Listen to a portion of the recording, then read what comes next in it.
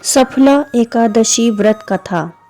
महाराज युधिष्ठिर ने पूछा, हे जनार्दन, पौष कृष्ण एकादशी का क्या नाम है? उस दिन कौन से देवता का पूजन किया जाता है? उसकी क्या विधि है? कृपया मुझे बताएं। भक्त वत्सल भगवान श्री कृष्ण कहने लगे कि धर्मराज, मैं तुम्हारे स्नेह के कारण तुमसे कहता हूँ कि एकादशी व्रत के अतिरिक्त मैं अधिक से अधिक दक्षिणा पाने वाले यज्ञ से भी प्रसन्न नहीं होता हूँ। अतः इसे अत्यंत भक्ति और श्रद्धा से युक्त होकर करें। हे राजन, द्वादशी युक्त पौष कृष्ण एकादशी का महात्म तुम एकाग्रचित होकर सुनो। इस एकादशी का नाम सफला एकादशी है। इस एकादशी के देवता श्री नारायण हैं। विधि पूर्वक इस व्रत को करना चाहिए। जिस प्रकार नागों में शेषनाग, पक्षियों में गरुड़, सब ग्रहों में चंद्रमा, यज्ञों में अश्वमेघ और देवताओं में भगवान विष्णु श्रेष्ठ हैं, उसी तरह सब व्रतों में एकादशी व्रत श्रेष्ठ है। जो मनुष्य सदैव एकादशी का व्रत करते हैं वे मुझे परम प्रिय हैं। अब इस व्रत की विधि कहता हूँ, सुनो। मेरी पूजा के लिए ऋतु के अनुकूल फल, नारियल, नींबू, नैवेद्य आदि 16 वस्तुओं का संग्रह करें। इस सामग्री से मेरी पूजा करने के बाद रात्रि जागरण करें। इस एकादशी के व्रत के समान यज्ञ, तीर्थ, दान, तप और कोई दूसरा व्रत नहीं है।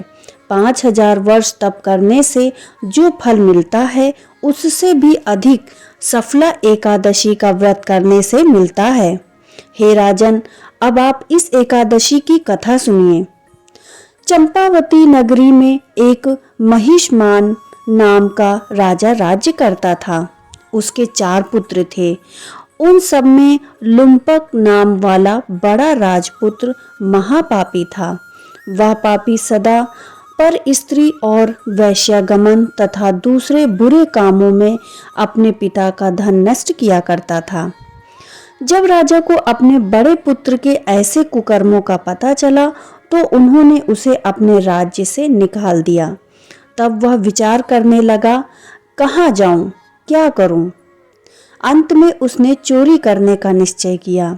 दिन में वह वन में रहता और रात्रि को अपने पिता की नगरी में चोरी करता तथा प्रजा को तंग करने और उन्हें मारने का कुकर्म करता। कुछ समय पश्चात सारी नगरी भयभीत रहने लगी। वह वन में पशु आदि को मारकर खाने लगा। नागरिक और राज्य के कर्मचारी उसे पकड़ तो लेते किंतु राजा के भय से छोड़ देते। वन में एक अति प्राचीन विशाल पीपल का वृक्ष था। लोग उसकी भगवान के समान पूजा अर्चना करते थे। उसी वृक्ष के नीचे एक महापापी लुम्पक रहा करता था। इस वन में लोग देवताओं की क्रीड़ा स्थली मानते थे। कुछ समय पश्चात पौष कृष्ण पक्ष की दशमी के दिन वह वस्त्रहीन होने के कारण शीत के चलते सारी रात सो नहीं सका। उसके हाथ पैर में अकड़न हो गई। सूर्योदय होते होते वह मूर्छित हो गया। दूसरे दिन एकादशी को मध्याह्न के समय सूर्य की गर्मी पाकर उसकी मूर्छा दूर हुई। गिरता पड़ता हुआ भोजन की तलाश में निकला। पशुओं को मारने में वह समर्थ नहीं था, अतः पेड़ों के नीचे गिरे हुए फल उठाकर उसी पीपल के पेड़ के नीचे पहुंच गया। उस समय तक भगवान सूर्य अस्त हो चुके थे। वृक्ष के नीचे फल रखकर कहने लगा, हे भगवान, ये फल आपको अर्पित करता हूँ, आप भी तृप्त हो जाइए। उसी रात्रि को दुख के कारण उसे नींद भी नहीं आई। उसी समय आकाशवाणी हुई कि हे राजपुत्र, श्री नारायण की कृपा से तेरे पाप नष्ट हो गए हैं। अब तू अपने पिता के पास जाकर राज्य प्राप्त कर। ऐसी आकाशवाणी सुनकर वह अत्यंत प्रसन्न हुआ और भगवान आपकी जय हो ऐसा कहकर अपने पिता के पास गया।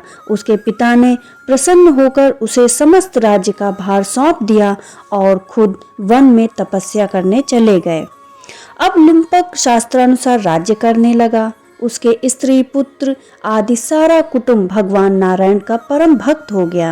वृद्ध होने पर वह भी अपने पुत्र को राज्य का भार सौंपकर वन में तपस्या करने चला गया और अंत में बैकुंठ को प्राप्त हुआ। अतः जो मनुष्य इस परम पवित्र सफला एकादशी का व्रत करता है उसे अंत में मुक्ति मिलती है। जो नहीं करते वे पूंछ और सींगों से रहित पशुओं के समान हैं। इस सफला एकादशी के महात्म को पढ़ने से अथवा श्रवण करने से मनुष्य को अश्वमेध यज्ञ का फल मिलता है। भक्तों, इसी प्रकार की और भी वीडियोस के लिए हमारे चैनल को लाइक और सब्सक्राइब जरूर करिए।